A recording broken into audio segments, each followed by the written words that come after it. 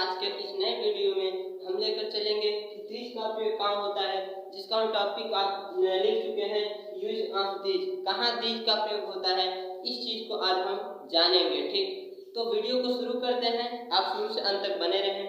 तो देखिए, सबसे पहले डेफिनेशन हम देख लेते हैं कि ऐसा वाक्य जिस वाक्य में बहुवचन की बात की जाए और नजदीक हो, वहां यह के लिए दिस का प्रयोग किया जाता है और जिसे हम स्पष्ट कर सकें। ठीक, मैं यहाँ बोल रहा हूँ कि ऐसा वाक्य जिसमें नजदीक हो और बहुवचन की बात की जाए, जिसे हम स्पर्श कर सकें, तो वहाँ यह के लिए दिस का प्रयोग होता है। ठीक ना, जिसको हम छू सकते हो। देखिए, उदाहरण में आपको एग्जाम्पल देता हूँ। एग्जाम्पल क्या, देखिए एग्जाम्पल क्या है।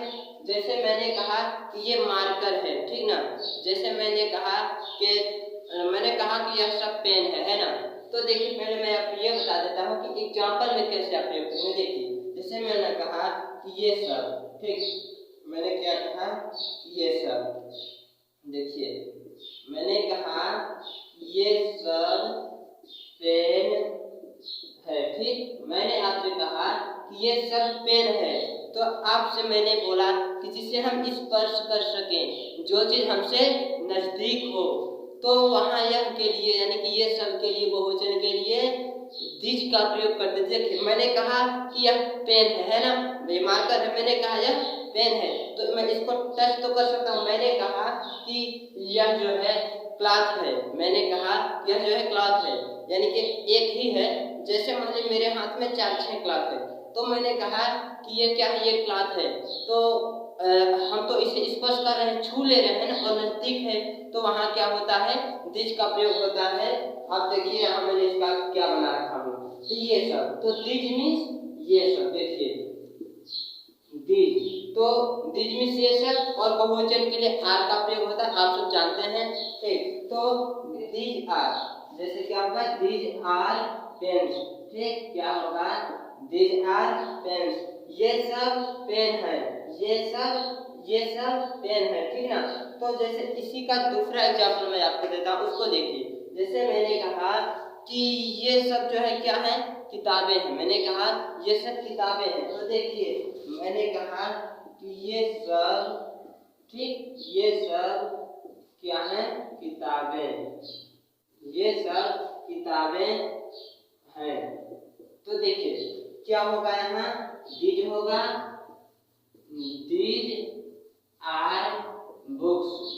ठीक, दीज आर बुक्स, क्या होगा, दीज आर बुक्स, ये सब किताबें हैं। जैसे मैंने कहा कि क्या, ये सब चिड़िया है, मैंने कहा ये सब चिड़िया है। देखिए आप ध्यान से इधर, ये सब चिड़िया हैं, क्या, ये सब चिड़िया, सॉरी चिड़िया।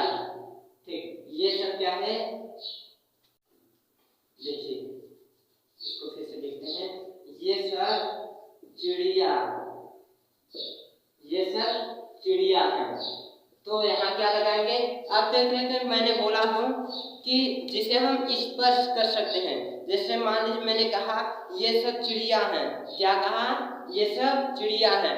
आप देख रहे हैं, इसे हम स्पर्श कर सकते हैं, क्योंकि मैंने कहा ये सब चिड़िया हैं, इसका मतलब इसे स्पर्श कर सकते हैं। तो जहाँ ये सब की बात आए ना दोस्तों, जहाँ ये सब की बात आए और बहुवचन में हो, जिसे हम स्पर्श कर सकें, तो वहाँ हम दिस का प्रयोग करते हैं। किसका प्रयोग करते हैं, दिस का। तो क्या लिखेंगे, दिस, दिस आर, क्या, यहाँ चिड़िया, तो यहाँ बर्ड, दिस आर बर्ड्स। मैंने क्या कहा कि ये चिड़िया हैं, ये सब चिड़िया हैं, तो दीज आर बर्ड्स। जैसे मैंने कहा कि ये सब आदमी हैं, तो दीज आर मैन। मैंने कहा ये सब जानवर हैं, तो दीज आर एनिमल्स। मैंने कहा ये सब जो है कपड़े हैं, तो दीज आर क्लॉथ्स। जैसे मैंने कहा कि ये सब पशु हैं, सॉरी पशु और जानवर एक ही हुए। जैसे मैंने कहा कि ये सब बिल्ली हैं, तो these are cats, these are dogs, these are horse, these are elephants. तो ऐसे यानी कि जिसको हम छू सकें, जिसको हम क्या कर सकें, जिसको हम छू सकें, और बहुवचन हो, एक न हो, अनेक हो, और जिसे हम छू सकते हो, जो हमारे नजदीक है, तो वहाँ यह के लिए दोस्तों दिस का प्रयोग होता है। आप इसे कभी ना भूलिए। सर्वप्रथम तो आप ये ध्यान दीजिए कि जिसे हम छू सकते हो, जिसे हम छू सकते हो और नजदीक हो और बहुवचन में हो, तो वहाँ हम दिस का प्रयोग करेंगे यह के लिए। ठीक, तो यह आज का हमारा रहा वीडियो आपके लिए।